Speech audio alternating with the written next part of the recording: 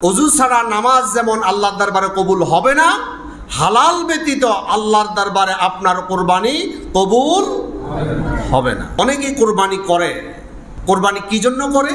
তার নিয়ত থাকে এমন যে আমি প্রতি বছর কোরবানি করে আসছি, এই বছর যদি কোরবানি না করি মানুষে কি বলবে। তার ভিতরে নিয়ত হচ্ছে কি, মানুষ কি বলবে। এই জন্য যদি কোরবানি করা হয় আল্লাহর দরবারে কি এই কোরবানি কবুল হবে না। আরও কিছু চিন্তায় আমাদেরকে অসুস্থ করে তোলে, যেমন আমার সন্তানগুলো আমার কোরবানির দৃশ্য না দেখে অপরের কোরবানির দৃশ্য দেখবে, এটা কি আমার কাছে ভালো লাগে? এই জন্য সন্তানের মুখে হাসি ফোটানোর জন্য অনেকে কোরবানি দিয়ে থাকে। এরপর অমুকের পশুটা 1,20,000 টাকা, আমাকে তার থেকে আরেকটু ভালো মানের কোরবানির পশু কিনতে হবে, আমারটা অন্তত 1.5 লাখ টাকা না হলে আমার সামাজিক স্ট্যাটাস থাকবে না। আমার পারিবারিক একটা ঐতিহ্য আছে, এই জন্য আমি অমুকের পশু কত দিয়ে নিয়েছে সেটা তারতম্য করে আমি আরেকটু প্রতিযোগিতামূলক বেশি দিয়ে ক্রয় করার চেষ্টা করি। এরপর অনেকে চিন্তা করে অমুকের কোরবানির পশু যদি 5 মণ হয় আমারটা 7 মণ হওয়া লাগবে, প্রয়োজনে সুদের উপর টাকা নিব, সমস্যা কি? এরকম কিছু অসুস্থ মানসিকতার কিছু মুসলমান ভাইরা আছে না? প্রিয় ভাইরা, আমাদেরকে একটা বিষয় মনে রাখতে হবে, এই কোরবানি আল্লাহ তাআলা এই জন্য চায় আপনার আন্তরিকতা, আপনার ইখলাস, আপনার একাগ্রতা, আল্লাহর প্রতি আপনার প্রেম ভালোবাসা। আল্লাহ তাআলা চায় এটাই। আল্লাহ তাআলার কাছে আপনার কত ওজনের পশু আপনি কোরবানি করলেন, কত লক্ষ টাকা দিয়ে আপনি কোরবানি পশু ক্রয় করলেন, এটা আল্লাহর কাছে দেখার বিষয় নয়। আল্লাহ সুবহানাহু ওয়া তাআলা বলছেন, লা ইয়ানালাল্লাহা লুহুমুহা ওয়ালা দিমাউহা ওয়ালাকিন ইয়ানালুহুত তাকওয়া মিনকুম। তোমাদের পশুর মাংস অথবা রক্ত কিছুই আমার কাছে আসবে না, আমার কিছুই প্রয়োজন নাই। ওয়ালাকিন ইয়ানালুহুত তাকওয়া মিনকুম, আমার কাছে শুধু কর্তব্যের বিষয়, আমার কাছে শুধু বিবেচ্য বিষয়, সেটা হচ্ছে তাকওয়া, আল্লাহর ভয়, আল্লাহর প্রেম, আল্লাহর ভালোবাসা। আর হযরত ইব্রাহিম আলাইহিস সালাম যে চেতনায় উজ্জীবিত হয়ে এই কোরবানি পেশ করেছে, ওই চেতনা আপনি কতটুকু লালন করেছেন, কতটুকু আপনার ভিতরে ধারণ করেছেন, এটাই আল্লাহ তাআলা দেখবেন। সুতরাং কোরবানি যদি আমরা করি একমাত্র কার জন্য করব? যারা জবাব দেন না এরা আল্লাহর জন্য করবেন না, কার জন্য করব? আল্লাহর জন্য। এর আগে আমাদেরকে ইখলাসের সাথে নিয়ত করতে হবে, কোনো ধরনের রিয়া অথবা অসুস্থ প্রতিযোগিতা, পারিবারিক ঐতিহ্য, সামাজিক ঐতিহ্য, এই ধরনের চিন্তা যাতে করে আপনাকে আক্রান্ত করতে না পারে, এ বিষয়টা সিদ্ধান্ত নিতে হবে। যদি এই ধরনের কোনো চিন্তা আপনাকে স্পর্শ করে তাহলে আপনার কোরবানি আল্লাহর দরবারে কবুল হবে না। এরপর আমাদেরকে চিন্তা করতে হবে, কোরবানি যেটুকু আপনি দিবেন এটুকু একেবারে স্বচ্ছতার সাথে হালাল উপার্জন হতে হবে। হারামের কোনো স্পর্শ যদি লেগে যায় এই কোরবানি আল্লাহর দরবারে কবুল হবে না। বিশেষ করে আমরা যারা শরীকানা কোরবানি করব নিয়ত আছে বা অনেকে এইভাবে করে থাকি, তাদের বিষয়ে আমি পরামর্শ দিতে চাই। আপনার শরীকানা কোরবানি দেওয়ার ক্ষেত্রে আপনি যাদের সাথে শরীক দিচ্ছেন তাদের আয় ইনকামের ব্যাপারে আপনি পূর্ণাঙ্গ ওয়াকিফাল হতে হবে। আপনাকে বিস্তারিতভাবে তথ্যগুলো জানতে হবে, তিনি কি হারাম কোনো উপার্জন করে কিনা, অথবা তার ইনকামের মধ্যে হারাম মিশ্রিত কিনা। যদি হারাম মিশ্রিত থাকে তাহলে তার সাথে আপনি কোরবানি দিবেন না। আপনাকে একটা বিষয় মনে রাখতে হবে, আপনারা শরীক দিচ্ছেন ধরুন 7 শরীক, কিন্তু পশু কয়টা? পশু একটা। কারো টাকার ভিতরে অথবা নিয়তের ভিতরে যদি কোনো গড়মিল থাকে তাহলে পশু যেহেতু একটা, এটার ভিতরে যদি কোনো ধরনের আল্লাহর অপছন্দনীয় কোনো বিষয় ঢুকে যায় তাহলে সকলের কোরবানি নষ্ট হয়ে যাবে। যেহেতু পশু একটা, ধরুন আপনাদের 7 শরীকের মধ্যে 6 শরীক সবার একেবারে নিয়ত স্বচ্ছ, টাকা যা কিছু আপনি এখানে ইনভেস্ট করেছেন বা পার্টিসিপেট করেছেন প্রত্যেকটা পুঙ্খানুপুঙ্খানুভাবে আপনি অ্যানালাইসিস করে দেখেছেন সবগুলো হালাল, কিন্তু একজনের টাকার ভিতরে মাত্র 1 টাকা হারাম। 7 জনের মধ্যে একজনের টাকার মধ্যে সবগুলো হালাল, কিন্তু 1 টাকা হারাম। এখন এই গরুটা ক্রয় করার সময় এই 1 টাকা ভিতরে ঢুকছে কি ঢুকে নাই? এখন হারাম এই 1 টাকা যখন পশুর ভিতরে ঢুকলো, এটা কি আল্লাহর কাছে কবুল হবে? হবে না। কেন? আসুন রাসূলের হাদিস থেকে শুনি।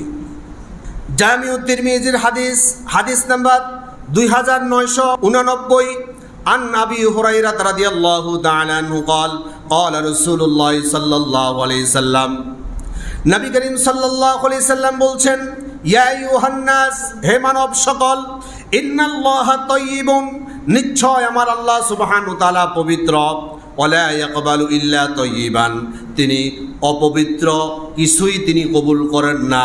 তিনি যেহেতু পবিত্র, শুধু পবিত্র নয়, মহাপবিত্র। আল্লাহ কি? মহাপবিত্র। আল্লাহ এমন এক মহাপবিত্র সত্তা, তার কাছে কোনো ব্যক্তি কোনো কিছু যদি কবুল করতে চায়, এটা 100% পবিত্র হতে হবে। আপনার কোটি টাকা যদি আপনি আল্লাহর সামনে দান করেন, এর ভিতরে যদি 1 পয়সা কোনো হারামের স্পর্শ থাকে, আল্লাহ তাআলা কোটি টাকার দিকে ফিরেও তাকাবে না। সুবহানাল্লাহ। ইন্নাল্লাহা তাইয়্যিবুন, নিশ্চয় আল্লাহ সুবহানাহু ওয়া তাআলা মহাপবিত্র, ওয়ালা ইয়াকবালু ইল্লা তাইয়্যিবান, তিনি পবিত্রতা ব্যতীত কিছুই কবুল করেন না। আমরা যারা শরীকানা কোরবানি দিব, তারা একটা বিষয় মনে রাখতে হবে, প্রয়োজনে শরীকানা কোরবানি না দিয়ে আপনি গরুর দিকে না গিয়ে, মহিষের দিকে না গিয়ে, উটের দিকে না গিয়ে আপনি একটা ছাগল দিয়ে কোরবানি দেন। আপনার টার্গেট তো আল্লাহ কবুল করা, নাকি? এখন যদি আপনার টার্গেট হয় গরু মাংস খাওয়া, তাহলে আপনি তো বাজার থেকে কিনেও খাইতে পারতেছেন। কেন শুধু শুধু আল্লাহকে ধোঁকা দেওয়ার চেষ্টা করতেছেন? যদি একটা ছাগল দিয়ে আমার আল্লাহকে সন্তুষ্ট করা যায়, আমি কি গরুর দিকে যাব না ছাগলের দিকে যাব? আপনার সামর্থ্য নাই এককভাবে কোরবানি দেওয়া, আপনি ছাগলের দিকে যান। ছাগল দিয়ে যদি আপনি কোরবানি দেন, তাহলে আপনার হালাল উপার্জন, আপনার নিয়ত সহি আশা করা যায়। এই ক্ষেত্রে আল্লাহর দরবারে আপনার কোরবানি অবশ্যই কবুল হবে ইনশাআল্লাহ।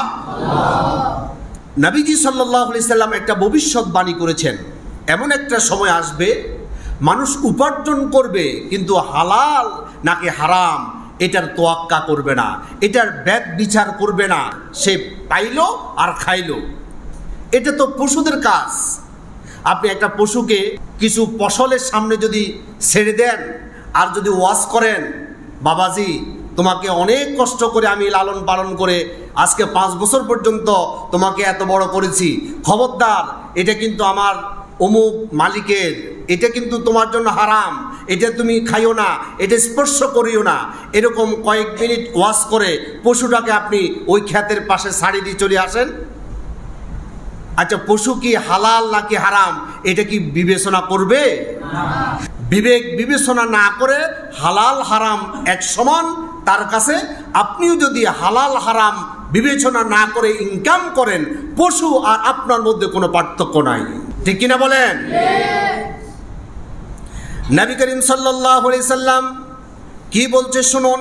সহিহ বুখারীর হাদিস নাম্বার 2083, عن أبي هريرة رضي الله تعالى عنه قال قال رسول الله صلى الله عليه وسلم لا يأتي على الناس زمان, মানুষের জীবনে এমন একটা জামানা আসতেছে, لا يبالي المرء بما أخذ المال, তারা মাল উপার্জন করবে, মাল অর্জন করবে, তারা টাকা পয়সা উপার্জন করবে, আমিন হালালিন আমিন হারামিন, হালাল নাকি হারাম এটা তারা বিবেচনা করবে না, এটা তারা বেদ বিচার করবে না, এই নিয়ে তাদের কোনো চিন্তা ফিকির থাকবে না।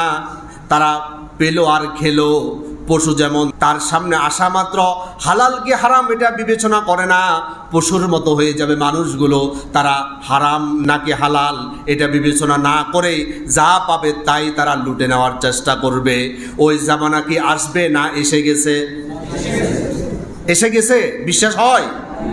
যদি এটা আপনার বিশ্বাস হয়, তাহলে হারাম থেকে বেঁচে আল্লাহর দরবারে আপনার কোরবানি যাতে আল্লাহ তাআলা কবুল করে নেয়, সেইভাবে সচেতনতার সাথে তীক্ষ্ণ দূরদর্শিতার নিরিখে আপনাকে কোরবানি দেওয়ার চেষ্টা করার দরকার আছে না নাই? আল্লাহ তাআলা 23 নম্বর সূরা আল মুমিনুনের 51 নম্বর আয়াতে বলছেন, ইয়া আইয়ুহার রাসূল কুলু মিনাত তাইয়্যিবাতি ওয়া আমালু সালিহা। হে রাসূলগণ, তোমরা আগে কুলু মিনাত তাইয়্যিবাত, হালাল খাও, এরপর আমালু সালিহা, এরপর ভালো ভালো আমল করো, আমলে সালেহ করো। অর্থাৎ আগে হালাল খেতে হবে, এরপর আমল করতে হবে। আগে ওযু নাকি নামাজ? আগে ওযু। এখন কেউ যদি ওযু না করে নামাজ পড়ে, নামাজ কবুল হবে তো? এখানে আল্লাহ তাআলা বলছে আগে হালাল তারপর আমল। এখন আগে হালাল নাকি আগে কোরবানি? আগে হালাল তারপরে কোরবানি। ওযু ছাড়া নামাজ যেমন আল্লাহর দরবারে কবুল হবে না, হালাল ব্যতীত আল্লাহর দরবারে আপনার কোরবানি কবুল হবে না। আপনি অনেকের সাথে কোরবানি দিয়ে আসছেন, আপনি জানেন সে 2 নম্বরই কাজ কারবার করে, তার ইনকামের মধ্যে হারাম মিশ্রিত আছে, আবার সে নামাজ পড়ে না। আচ্ছা, যে ব্যক্তি আল্লাহর জন্য নামাজ পড়ে না, সে আল্লাহর জন্য কোরবানি দেয়, এটা কি বিশ্বাস হয়? যে ব্যক্তি আল্লাহর জন্য সুদের কারবার ছাড়তে পারে না, ওই ব্যক্তি আল্লাহর জন্য বছরে একবার কোরবানি দিবে, এটা কি বিশ্বাস হয়? আপনি এমন এক সম্পর্কের ভিতরে জড়াই গেছেন, এই সম্পর্কের কারণে শরিকানা থেকে তাকে বাদ দিতে পারতেছেন না। এখন আপনি কি করবেন? আপনাকে বাদ দিতেই হবে আল্লাহর জন্য। কার জন্য? তাহলে আপনার ঈমান পাকাপোক্ত হলো। রাসূলুল্লাহ কি বলছে শুনুন, সুনানে আবু দাউদ শরীফের হাদিস নাম্বার 4681, عن أبي أمامة رضي الله تعالى عنه قال قال رسول الله صلى الله عليه وسلم من أحب لله وأبغض لله وأعطى لله ومنع لله فقد استكمل الإيمان। নবীজি সাল্লাল্লাহু আলাইহি সাল্লাম বলছেন, মান আহাব্বা লিল্লাহ, কোন ব্যক্তি কাউকে ভালোবেসেছে এটা আল্লাহর জন্য, ওয়া আবগাদা লিল্লাহ, কাউকে ঘৃণা করেছে এটা আল্লাহর জন্য, ওয়া আ'তা লিল্লাহ, কাউকে দান করেছে এটা আল্লাহর জন্য, ওয়া মানা'a লিল্লাহ, আর দান করে নাই এটাও আল্লাহর জন্য। দান করেছে সেটা যেমন আল্লাহর জন্য, দান থেকে নিজেকে বিরত রেখেছে এটা আল্লাহর জন্য। ফাকাদ ইস্তাকমালাল ঈমান, রাসূলুল্লাহ সাক্ষী দিচ্ছে এই হচ্ছে তার ঈমানের দাবিতে পরিপূর্ণ সত্যবাদী। সুবহানাল্লাহ বললেন না? ভালোবাসতে হবে আল্লাহর জন্য, কাউকে ত্যাগ করতে হবে তাও আল্লাহর জন্য, তাহলে আমাদের ঈমানটা পাকাপোক্ত হবে। আরেকটা অসুস্থ প্রতিযোগিতা লক্ষ্য করা যায়, অনেকে পশু কেনার পর রাস্তায় হাঁটায়, এরকম কিছু অসুস্থ প্রতিযোগিতা করার মতো মুসলমান আছে না নাই? আপনি কেন এটা করতেছেন? এটা দ্বারা অনেক ক্ষতি আছে। প্রথম নাম্বার ক্ষতি হচ্ছে আপনার ভিতরে রিয়া সৃষ্টি হবে, আমার গরুটা অনেক সুন্দর, মানুষ দেখতেছে আমি কত ভালো মানের পশু দিয়ে কোরবানি করতেছি। শয়তান এরকম ধোঁকা দেওয়া আপনাকে সহজ হবে কি কঠিন হবে? সহজ হবে না। আপনার ভিতরে নিয়তটার ভিতরে গরমিল সৃষ্টি হয়ে যাবে, অর্থাৎ শয়তান আপনাকে এখানে বিভিন্ন ধরনের উৎসাহ উদ্দীপনা দিয়ে আপনার নিয়তটা নষ্ট করে দিবে, কোরবানিটা নষ্ট হয়ে যাবে। সুতরাং এই ধরনের কাজ করবেন না। আরেকটা ক্ষতি হয়, এটা মানুষের ক্ষতি হয়। পশু কি মানুষের ভালো মন্দ বুঝে? এই পশুগুলো যখন হাঁটাহাঁটি করায় তখন বাচ্চারা এটাকে নিয়ে বিভিন্ন ধরনের হৈ হুল্লোড় সৃষ্টি করে।